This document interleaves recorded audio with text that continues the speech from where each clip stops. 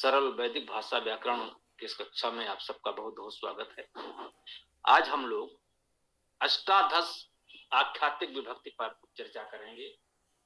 अष्टादश आख्यातिक विभक्ति, इसे हम लोग 18 लकार भी कहते हैं।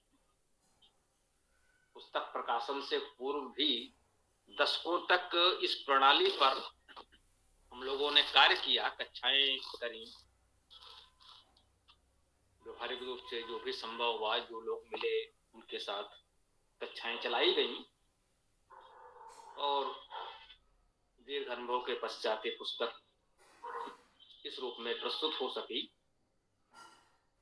ये अष्टादश आख्यातिक विभक्ति, या इसे हम लोग सहज भाव से, जैसा कि बताया, अष्टादश लकार 18 लकार कहते रहे हैं। ये 18 लकार अष्टादश आख्यातिक विभक्ति क्या है, इसको व्यवहारिक रूप से समझने के लिए आप ऐसे मान लें कि लगभग हम सभी लोगों ने थोड़ी बहुत तो अंग्रेजी किसी कक्षा तक पढ़ी है, कोई अंग्रेजी माध्यम से ही हैं। और हम जैसे लोग जो सामान्य विद्यालयों में पढ़कर आए, तो कुछ अंग्रेजी तो पढ़नी पड़ी। वहां एक अवधारणा है, टेंसेज पढ़ाए जाते हैं, पर उनको 12 टेंसेज कहते हैं, 12 टेंस अर्थात लकार। अंग्रेजी में जो टेंस कहलाते हैं, जिसके लिए टेंस शब्द का प्रयोग होता है, संस्कृत की परंपरागत व्याकरण में आप व्यवहारिक रूप से चाहे तो कह सकते हैं उसी को लकार कहते हैं। संस्कृत में जो लकार है वही अंग्रेजी में टेंस है। इसको हम व्यवहारिक रूप से समझ सकते हैं। पुनः निवेदन करेंगे कि ये ऐसा कोई हम आपको शास्त्रीय सिद्धांत नहीं दे रहे हैं जिस पर कोई शास्त्रार्थ करने आए कि नहीं ये आपने कैसे कहा, इसमें ऐसा है, इसमें ऐसा है, वैसा कैसे होगा। हम व्यवहारिक दृष्टि से बात कर रहे हैं। जैसे अंग्रेजी व्याकरण पढ़ाते समय हमको 12 टेंस पढ़ाए जाते हैं और ये बताते हैं कि 12 टेंस से आप अंग्रेजी में किसी भी प्रकार की बात अपनी कह सकते हैं। जिस प्रकार के जो भी वाक्य बनेंगे, इन्हीं में 12 टेंस में कहीं ना कहीं होंगे। तो उसी को संस्कृत भाषा व्याकरण के अनुसार समायोजित करते हुए कह सकते हैं, दोनों का समन्वय करते हुए, क्योंकि आज हम जो व्यवहारिक भाषा का प्रयोग कर रहे हैं,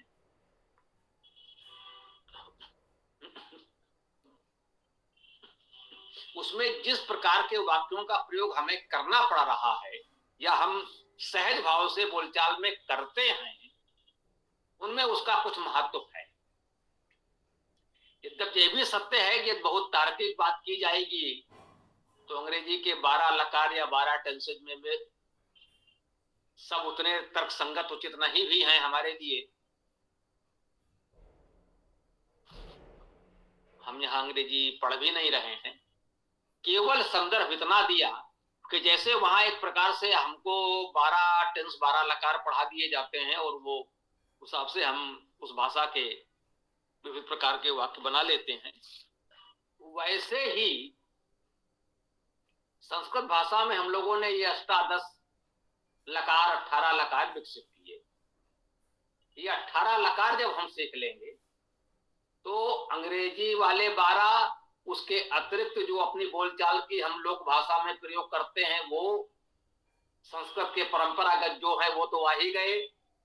तो कुल मिलाकर कहें तो इस प्रकार से कि वर्तमान समय में व्यवहारिक रूप से हम जितने प्रकार के वाक्यों का प्रयोग करते हैं, सहज स्वाभाविक रूप से अपने दैनिक जीवन में जितने प्रकार के वाक्यों का प्रयोग करते हैं, लगभग वो इसमें आ जाते हैं। फिर भी हमने इसमें कहा है कि अष्टादश की भी कोई अंतिम सीमा नहीं है।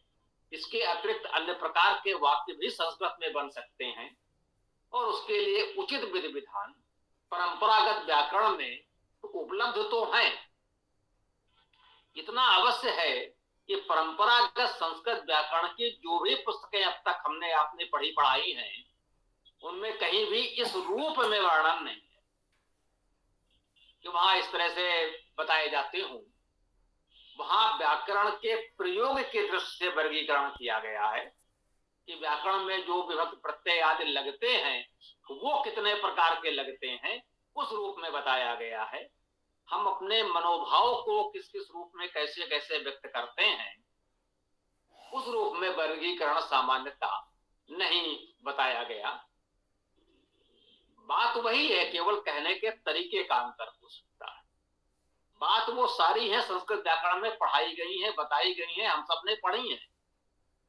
हमने अपने अपने विद्यार्थी जीवन में संस्कृत भाषा विषय में वो सारी बातें पुस्तकों में पढ़ी हैं, हम सब जानते हैं। केवल हमारा इसमें यदि कुछ नवीनता है तो केवल इतना है कि एक दृष्टि से एक उपयोग के लिए जो बातें आवश्यक थी वो यहां वहां से लेकर एक स्थान पर एकत्रित कर दिया गया, व्यवस्थित कर दिया गया, तो हमें उसको समझने में, प्रयोग करने में कुछ सरलता हो सकती है। ऐसा अनुभव में आया है, इसलिए किया गया है।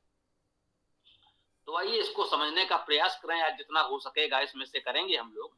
अष्टादश आख्यातिक विभक्ति तीनों कालों में साधारण संस्कृत वाक्य सहायक क्रियाओं तथा वर्तमान काल के आख्यातिक विभक्त प्रत्ययों का प्रयोग कर बनाए जा सकते हैं। देखिए, मुख्य रूप से तो तीन काल ही होते हैं, भूत भविष्य वर्तमान जो भी है, जो भी लकार काल टेंस जो भी शब्द दे लें जिस भाषा में, मुख्य तो ये तीन काल होते हैं, भूतकाल वर्तमान काल भविष्य काल। इसी में हमें तीनों कालों में वाक्य बनाना आ जाए तो कह सकते हैं हमारी भाषा धीरे धीरे तो चलने लगी। इनके अतिरिक्त कुछ विशेष प्रकार के वाक्यों के लिए विधान वाक्य तथा हेतु हेतुमतभूत या अनुबंधभूत वाक्यों का प्रयोग जानना पर्याप्त है। इतना हम लोग पहले पढ़ाए, इसके पूर्व के अध्याय में हम लोगों ने इतने प्रकार के वाक्य तो सीख लिए हैं। परंतु आधुनिक आवश्यकताओं के अनुकूल संस्कृत भाषा में विशेष प्रकार के वाक्य बनाने के लिए हम अष्टादश आख्यातिक विभक्तियों के प्रयोग प्रस्तुत कर रहे हैं, आधुनिक आवश्यकताओं के अनुसार। अब जिस भी कारण से, चाहे वो अंग्रेजी भाषा के प्रभाव से है या कुछ आधुनिक परिवेश में कुछ बातें ऐसी आवश्यक होंगी, उनको उस रूप में व्यक्त करना पड़ रहा है। पहले उसमें उतना अंतर नहीं मानते होंगे, अब मानने लगे हैं, ठीक है। तो उसको व्यक्त करने का तरीका भी हमारे व्याकरण में है, संस्कृत व्याकरण में पहले से है, परंपरागत रूप से है। हम कुछ नया नहीं बताने जा रहे, बस उसको यहाँ एकत्र कर दिया गया, ठीक है। आवश्यकता के अनुसार इनका प्रयोग कर सकते हैं। संस्कृत साहित्य में प्राचीन काल में भी होता रहा है, आज भी कर सकते हैं। तो संस्कृत में अष्टादश आख्यातिक प्रयोग बहुत उपयोगी तथा रोचक सिद्ध हुआ है। हम अष्टादश आख्यातिक प्रयोग की सीमा भी नहीं बनाना चाहते हैं, सीमा भी नहीं बांधना चाहते हैं। इसी प्रकार आख्यातिक विभक्तियों तथा उपयोगी प्रत्ययों का प्रयोग कर अन्य प्रकार के वाक्य भी बनाए जा सकते हैं और बनाए जाने भी चाहिए। यदि 18 प्रकार के वाक्य बनाने पर भी आपको लगे कि नहीं ये बात, इसको इस तरह जो कहते हैं हम अपनी भाषा में, लोक भाषा में, तो इसको हम संस्कृत में कैसे कहेंगे, तो उसका उपाय भी खोज लिया जाएगा। इसी संस्कृत व्याकरण में कहीं ना कहीं वो भी मिलेगा। तो इस 18 को आप और आगे बढ़ा भी सकते हैं। किसी को लगे 18 में से ये उतने उपयोगी नहीं है तो आप उनको छोड़कर भी आगे बढ़ सकते हैं, तो वो आप पर है। तो अष्टादश आख्यातिक विभक्तियां ये दी गई हैं। जैसे हम लोग समानता कहते आए हैं, सामान्य वर्तमान काल हमने कहा, इसे वर्तमान काल के उपभेद और कर दिए जाते हैं। सामान्य वर्तमान काल, सतत वर्तमान काल, पूर्ण वर्तमान काल हो सकता है। तो आइए इसको प्रयास करते हैं। सामान्य वर्तमान काल, तो सामान्य वर्तमान काल के वाक्यों में अस्तित्व की सूचना मात्र मिलती है।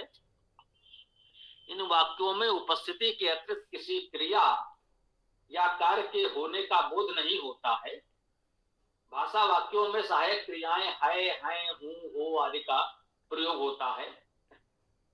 संस्कृत वाक्यों में आख्यातिक या क्रियापद के रूप में केवल सहायक क्रियाओं का प्रयोग करते हैं। सहायक क्रियाएं हमने बताई हैं कि अस धातु या भू धातु को हम लोगों ने इसमें सहायक क्रिया के रूप में अलग कर लिया है। आप चाहें तो उन्हें अस और भू धातु के रूप में जानते ही हैं, उसी रूप में प्रयोग करें। जब आप वाक्य बनाएंगे तो वही बनेगा, पढ़ने समझने का तरीका हमारा जैसा ही है। तो वर्तमान कालिक सहायक क्रियाएं पहले भी संभवतः बता चुके हैं। पुनः अस्था संति, अस्था इष्ट, अस्मिस्वा इस्म, ये अस धातु के लट लकार के रूप कहे जाते हैं। अस धातु है, लट लकार अर्थात वर्तमान काल। संस्कृत में वर्तमान काल के लिए लट लकार का प्रयोग होता है जी। लट लकार का शाब्दिक अर्थ वर्तमान काल नहीं होता, ये भ्रम न पालें, ये भी समझ। लट लकार का आशय केवल ये नौ विभक्ति प्रत्यय हैं जो धातु के साथ जोड़ते हैं, उससे वर्तमान काल की क्रिया बन जाती है। लट लकार का शाब्दिक अर्थ वर्तमान काल नहीं होता। तो यूं कहें कि वर्तमान काल की क्रिया बनाने के लिए लट लकार का प्रयोग होता है, या लट लकार की क्रिया विभक्तियों का प्रयोग होता है। तो लट लकार की क्रिया विभक्तियों के साथ अस धातु के रूप ये भी है, जो भी हमने पढ़े भी। अब विशेष सहायक क्रियाओं के स्थान पर भू भव होना धातु के रूप भी प्रयोग हो सकते हैं। ये रूप वर्तमान काल विभक्त प्रत्यय जुड़कर सरलता से बनाए जा सकते हैं। भव अति भवति। अब देखिए इसमें अंतर क्या है, ये क्यों बताना पड़ रहा है, इसको ध्यान दें।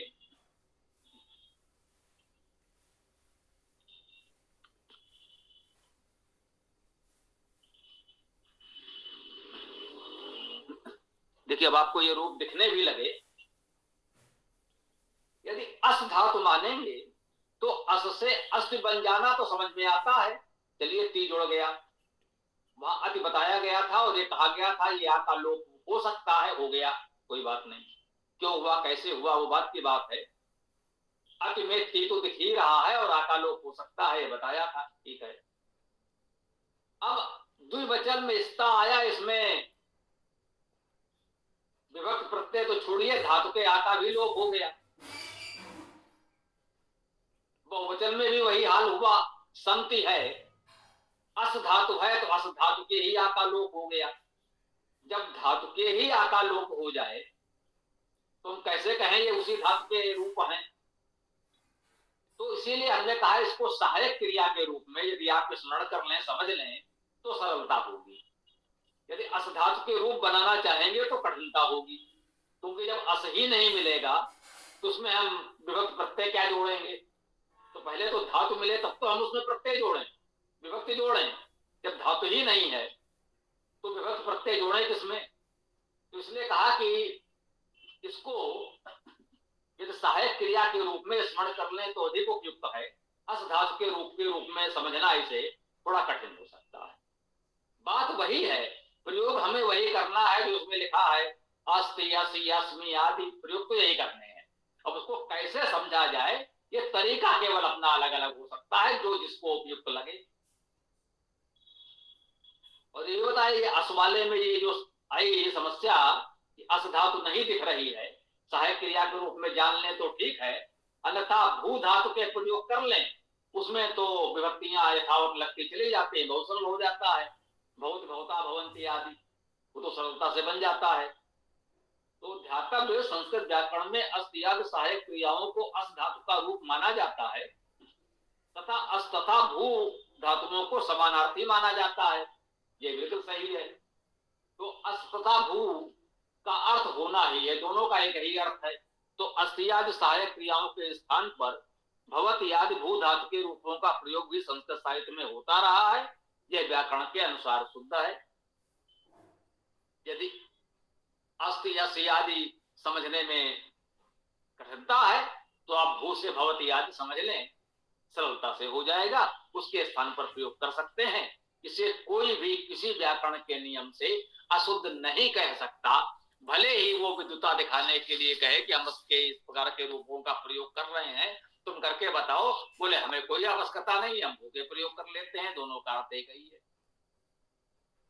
क्या व्याकरण से ये अशुद्ध है? नहीं है, तो शुद्ध। तो बस जब शुद्ध है तो हमारा काम चल गया, उसी से हमारे उपयोग हो जाएगा, बिल्कुल ठीक है।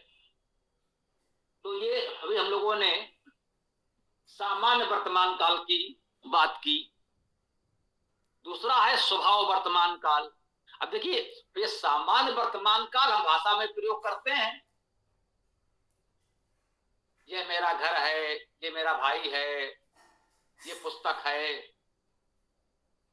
तो इस प्रकार के वाक्य सामान्य वर्तमान काल में आ गए, बस वो है और कुछ कर नहीं रहे। इसके पश्चात दूसरा आया, हमने कहा स्वभाव वर्तमान काल। स्वभाव का अर्थ है कि वो उसका स्वभाव है, वो ऐसा करता, ये उसका स्वभाव ही है। विद्यार्थी पढ़ता है, विद्यार्थी का स्वभाव ही है पढ़ना। नहीं पढ़ेगा तो विद्यार्थी किस बात का? शिक्षक पढ़ाता है, वो पढ़ाएगा। तो इससे किसी का स्वभाव व्यक्त होता है कि वो सामान्यता ऐसा करता रहता है।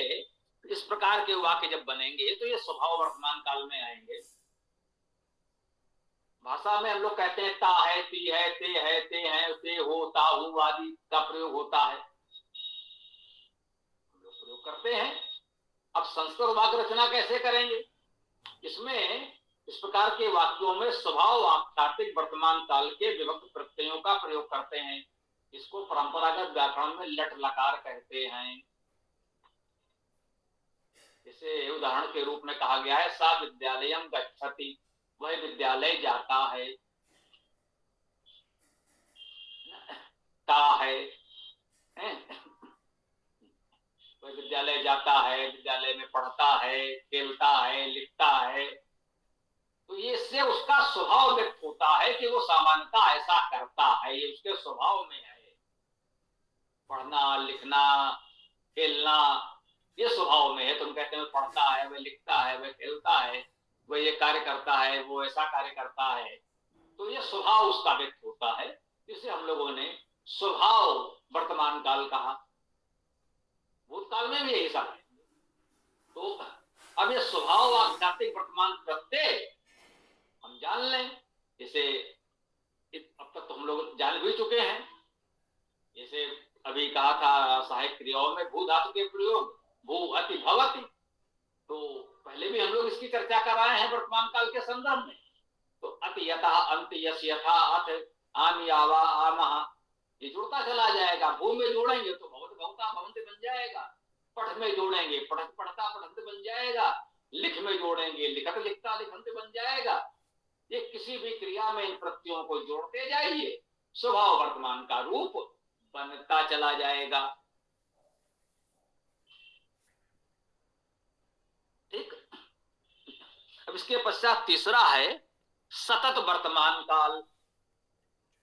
सतत का अर्थ होता है लगातार। सतत वर्तमान काल से क्रिया के लगातार होते रहने का बोध होता है। सतत वर्तमान काल के वाक्यों में रहा है, रही है, रहे हैं, या ता हुआ, ती हुई, ते हुए आदि आते हैं। वह पढ़ रहा है, वह लिख रहा है, वह जा रहा है, वह चल रहा है, वह बोल रहा है। फिर रहा है, रही है, रहे हैं आएगा तो वो क्रिया लगातार हो रही है। वो पढ़ रहा है, पढ़ाई का कार्य लगातार चल रहा है, तो इसे सतत वर्तमान काल कहा गया। तो एक तो ये जान लें कि सामान्यता संस्कृत व्याकरण में स्वभाव वर्तमान काल और सतत वर्तमान काल में इतना भेद किया नहीं गया है। सतत वर्तमान काल से ही स्वभाव वर्तमान काल को भी व्यक्त किया जाता रहा है। फिर भी इस समय जब यदि हमको लगता है कि दोनों में कुछ अंतर करने की आवश्यकता है, वह पढ़ता है, जब हम कह रहे हैं वह पढ़ता है तो इसका अर्थ ये नहीं कि वो इस समय पढ़ रहा है। हो सकता है इस समय वो न पढ़ रहा हो, कुछ और कर रहा हो, सो रहा हो, कहीं टहल रहा हो, कहीं जा रहा हो, लेकिन पढ़ता है, ये उसका स्वभाव है, नियमित रूप से पढ़ता है। इस समय पढ़ रहा है या नहीं पढ़ रहा है ये महत्वपूर्ण नहीं है। लेकिन जब हम कहते हैं वह पढ़ रहा है, इसका अर्थ होता है वह इस समय पढ़ रहा है। तो इसमें इतना अंतर है, इसको स्वीकार करते हुए ये प्रयास किया गया कि इसके वाक्य कैसे बनेंगे। ये भी संस्कृत व्याकरण में देखा जाए तो संस्कृत व्याकरण में इसकी व्यवस्था है, ऐसा नहीं है कि नहीं है। इसके लिए संस्कृत वाक्यों में सतत बोधक प्रत्यय के साथ वर्तमान कालिक सहायक क्रियाओं का प्रयोग करते हैं। तो जो मुख्य क्रिया है उसमें सतत बोधक प्रत्यय, हाँ, संस्कृत व्याकरण की अन्य पुस्तकों में आपको सतत बोधक प्रत्यय जैसा शब्द भले न मिला हो, लेकिन जो प्रत्यय हम लगाने जा रहे हैं वो आपको मिला है। इससे कोई संस्कृत व्याकरण का जानने वाला अस्वीकार नहीं कर पाएगा। हमने क्या कहा, पठ में अन जोड़िए तो हो गया पठन, अर्थात पढ़ रहा। इसी अर्थ में ये अन प्रत्यय जुड़ता है। किसी महान व्याकरणाचार्य से पूछ लीजिए, कोई आचार्य होगा आपके परिचय में, पूछ लीजिए कि भाई हमने कहा पठन अस्ति, ये वाक्य आपके व्याकरण के अनुसार ठीक है कि नहीं है, और इसका अर्थ क्या है। अब वो उसने इसको कैसे बनाया, कौन कौन से सूत्र, कौन कौन से नियम लगाए, ये उस पर छोड़ दीजिए। बोले वो हमें नहीं जानना, आपके केवल इतना बता दो ये ठीक है। हाँ भाई ठीक तो है, तो इसका अर्थ क्या हुआ, अर्थ भी वही हुआ जो हम बता रहे हैं। तो बस हमने सरलता से सीख लिया कि पठ में अन जोड़ा और पठन बन गया। तो ये अन जो जुड़ा यह सतत होने का, लगातार होने का प्रतीक बन गया, उससे हमने इसको व्यक्त कर दिया। अब जैसे अंग्रेजी में कंटिन्यूअस टेंस हो गया ना, ये सतत वर्तमान काल, कंटिन्यूअस प्रेजेंट टेंस, उसमें क्या जुड़ता है, इंग आईएनजी, गाना सही, इन है अन है वही जुड़ गया, चलेगा। तो संस्कृत में पठन अस्ति ये प्रयोग होता रहा है। अब ये संस्कृत व्याकरण के तकनीकी दृष्टि से देखेंगे तो पठ में अन प्रत्यय जुड़ा तो ये विशेषण बन गया, क्रिया नहीं बना। ये कृत प्रत्यय जुड़ा उसमें और इसने उसको संज्ञा शब्द बना दिया, संज्ञा या विशेषण के रूप में ये प्रयोग हो गया। पठन अर्थात पढ़ रहा, पढ़ता हुआ। अस्ति है, अब अस्ति को आपने सहायक क्रिया के रूप में सीखा हो तो, अस धातु के रूप में सीखा हो तो, अस्ति पद आपका बिल्कुल व्याकरण से शुद्ध है। पठन भी शुद्ध है, अस्ति भी शुद्ध है। तो पठन अस्ति हमने बोला, व्याकरण से पूर्णता शुद्ध है। इसका अर्थ हमने कहा वह पढ़ रहा है जी, इसका ये अर्थ भी शुद्ध है। सरलता से आपने सीख लिया, हो गई बात। अब इसके पश्चात सतत वर्तमान प्रत्यय, ये तो उदाहरण के लिए एक अन बता दिया। तो हाँ, अगर यही अन सब जगह एक समान लगा देते तो फिर संस्कृत किस बात की। संस्कृत की यही तो विशेषता है, वो सकारात्मक ले या नकारात्मक। अब ये अन जो हमने जोड़ा है सतत वर्तमान प्रत्यय के रूप में, जब ये जुड़ेगा तो ये वचन और लिंग के अनुसार नवरूप बना देगा। क्योंकि क्रिया की बात जब भी आप आख्यातिक में करेंगे तो वो नवरूप बनाएगा, चाहे जैसे बनाए। सामान्यतः वचन और पुरुष के रूप में बनाता है, जो सीधे लकार विभक्तियां जोड़ती हैं वो वचन और पुरुष के अनुसार जोड़ती हैं। क्योंकि इसमें वो संज्ञा विशेषण बना रहा है, नामिक रूप बना रहा है, इसलिए वचन और लिंग के अनुसार 9 प्रत्यय जुड़ेंगे 9 ही, 3 वचन और 3 लिंग। तो अब क्या बना, पुल्लिंग में अन, अंतो, अंतः, एक वचन में अन, द्विवचन में अंतो, बहुवचन में अंतः। स्त्रीलिंग में अंति, अंत्यो, अंत्या, उभयलिंग में अत, अति, अंति। धातु में जोड़ दीजिए। अब वहां धातु में इसको जोड़ते समय यह ध्यान रखना पड़ेगा कि हम पुल्लिंग, स्त्रीलिंग, उभयलिंग किसके लिए प्रयोग कर रहे हैं, और वो एक वचन, द्विवचन, बहुवचन कितने वचन में है। इसका एक दूसरा रूप भी है, अथवा आना, आनो, आना, आना, आने, आना, आनम, आने, आन, ये भी जुड़ सकता है। पठाना, पठाना, शयाना बालिका, सोता हुआ बालक, इस प्रकार के प्रयोग हमको मिलते हैं। तो उसमें आना जुड़ गया, स्त्रीलिंग में होगा तो शयाना बालिका हो जाएगा। अथवा एक रूप और है, ये विकल्प हैं, हम इनमें से कोई प्रयोग कर सकते हैं। आन के स्थान पर मान हो गया, कोई अंतर नहीं पड़ा, आन है इसमें केवल एक मां और जुड़ गया, तो आन में जब पहले मां आ गया तो मान हो गया, बस आना आना आना था, जहां माना मानो माना हो गया, बस केवल मां जुड़ गया, तो आना प्रयोग हो गया या माना प्रयोग हो गया। ठीक है, अब देखिए विशेष में बता रहे हैं नियम कुछ। एक धातु में सतत बोधक प्रत्यय लगाने के बाद बना रूप वास्तव में विशेषण होता है, अतः इसके रूप नाम शब्दों के समान नामिक विभक्ति लगाकर बनते हैं। वही नामिक विभक्ति के अनुसार ये हमने एक वचन, द्विवचन, बहुवचन, पुल्लिंग, स्त्रीलिंग, उभयलिंग के अनुसार बनाकर बता दिए, यहां जितनी आवश्यकता थी लिख दिए। हम इस प्रकार से सतत क्रियाओं के लिए, कंटिन्यूअस क्रियाओं के लिए इसका उपयोग कर सकते हैं। सतत बोधक प्रत्यय तीनों लिंगों में पृथक होते हैं, भी हमने बताए। नाम शब्द होने से इन पर पुरुष का प्रभाव नहीं पड़ता है, अर्थात तीनों पुरुषों में एक समान रूप होते हैं। वो अन्य पुरुष हो, मध्यम पुरुष हो, उत्तम पुरुष हो, उन तीनों पुरुषों में रूप यही रहेंगे, क्योंकि ये क्रिया है ही नहीं, ये तो नामिक है, इसलिए। और ये अन्य पुरुष, मध्यम पुरुष, उत्तम पुरुष जो होते हैं वो केवल क्रियाओं में होते हैं, इसलिए यहां उसकी आवश्यकता नहीं पड़ी।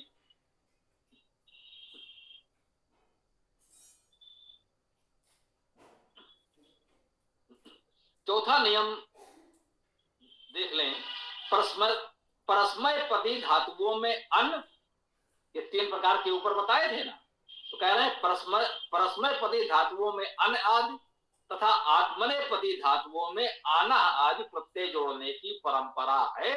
आना के स्थान पर माना आदि रूप भी होते हैं। ये अथवा करके तीन प्रकार के रूप बताए गए हैं।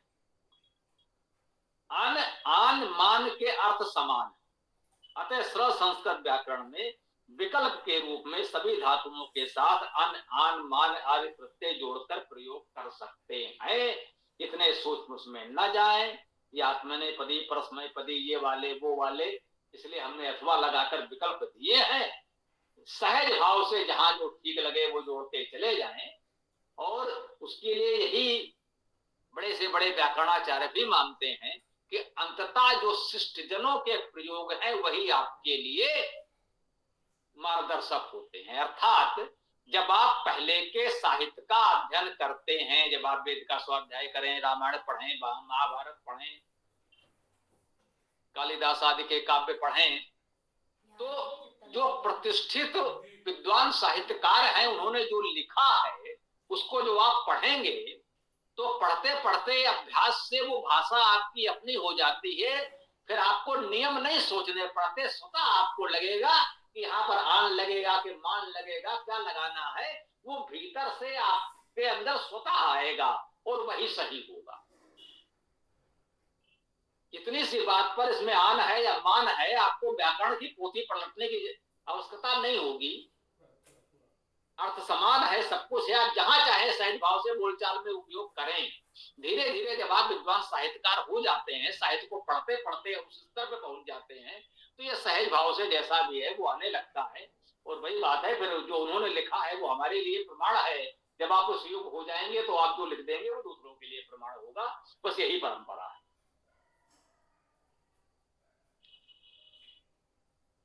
ठीक, तो ये 5 नियम इसके हम लोगों ने पढ़ लिए।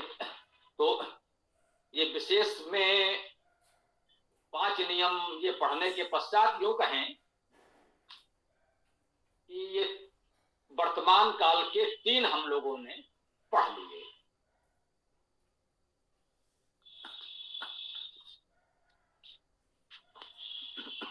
समय तो आपका हो गया है, चाहे तो पूर्ण वर्तमान काल से वर्तमान काल को यहां पूर्ण कर सकते हैं। इसमें वही है, क्रिया के पूर्ण हो जाने का बोध होता है, चुका है, चुकी है, चुके हैं, कर लिया है आदि आते हैं। और उसी प्रकार से प्रत्यय लग जाएंगे, जैसे ता बताया था, छात्रा विद्यालय गता अस्ति, गतवान अस्ति वा, छात्र विद्यालय चला गया है या जा चुका है। गता अस्ति कह सकते हैं, गतवान अस्ति कह सकते हैं। उसी सतत की इस तरह इसमें भी प्रत्यय लग गया, ताह तो ताह, ता ते ताह, तम ते तानि। पुल्लिंग स्त्रीलिंग उभयलिंग तीनों वचनों में, एक वचन द्विवचन बहुवचन में ये प्रत्यय लग गए। उसका भी एक दूसरा रूप है, जिसे ता है, इसमें तवान भी है, तवान तवंतो तवंता। तो उसी प्रकार से इसके रूप भी हो जाएंगे। धातु में पूर्ण बोधक तवान आदि प्रत्ययों का प्रयोग कर्तवाच्य में कर सकते हैं। इसी प्रकार ता आदि प्रत्ययों का प्रयोग सामान्य कर्मवाच्य तथा भाववाच्य में करने की परंपरा है।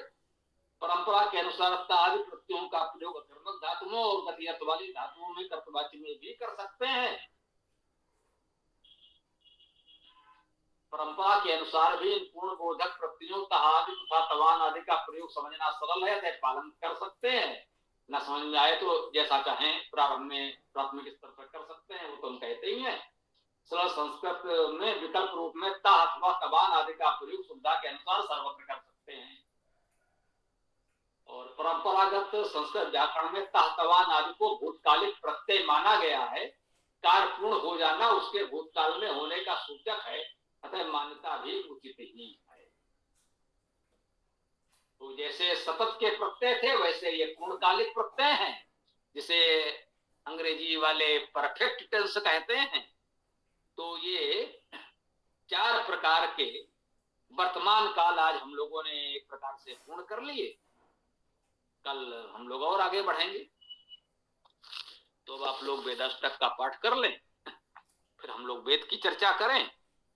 हाँ, एक निवेदन कर सकते हैं, जो लोग सक्षम हैं, हो सके तो संस्कृत व्याकरण की पुस्तक से हम लोग ये कर रहे हैं कक्षा, और वेदार्थ प्रकाश में संस्कृत व्याकरण के अतिरिक्त भी बहुत सी महत्वपूर्ण जानकारियां हैं आपके लिए। वेदायन और यजुर्वेद एकादशी पुस्तक से हम लोग वेद की कक्षा करते हैं। तो ये निवेदन कर सकते हैं, जो लोग सक्षम हैं पुस्तकों को मंगाकर भी सहयोग करें। आप कुछ अन्य लोगों तक भी ये पुस्तकें पहुंचाएं, तो वेद का कार्य लोगों तक पहुंचे, लोगों तक वेद पहुंचे, यही सारा प्रयास है। तो जिससे जितना बन पड़े सहयोग भाव बनाए रखें, उसे आगे बढ़ाते रहें, एक निवेदन है।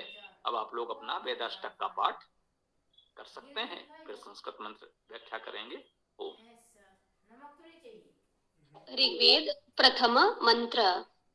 ॐ अग्निमीडे पुरोहितं यज्ञस्य देवमृत्विजम् होतारं रत्नधातमम्।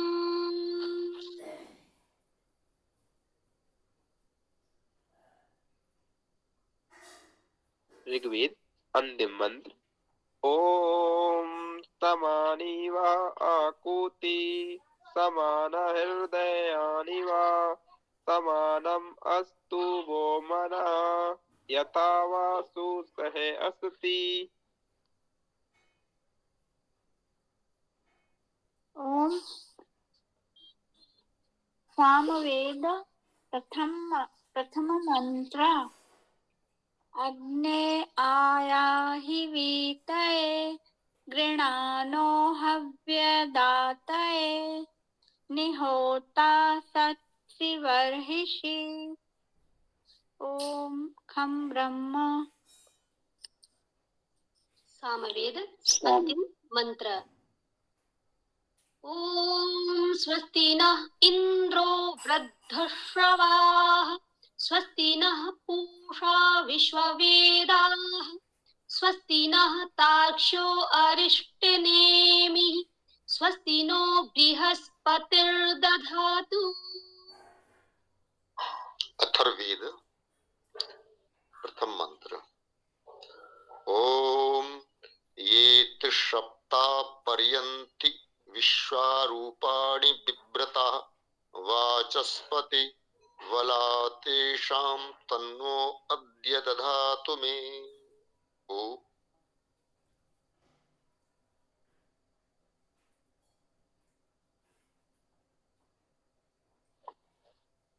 अथर्वेद अंतिम मंत्र।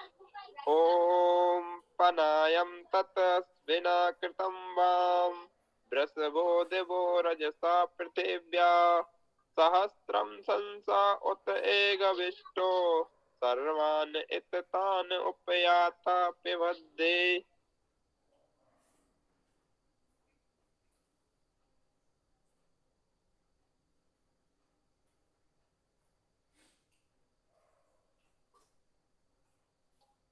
यजुर्वेद प्रथम मंत्र।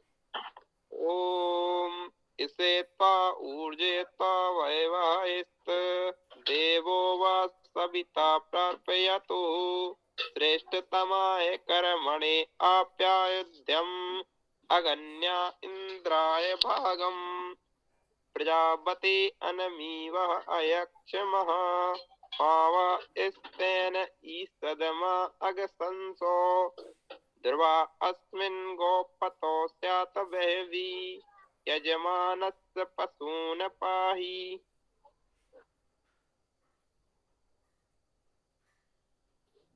यजुर्वेद अंतिम मंत्र। हिरण्यमयेन पात्रेण सत्यस्य अपि हितं मुखं यो असौ आदित्ये पुरुषः सो असौ अहम्। ओम खं ब्रह्म।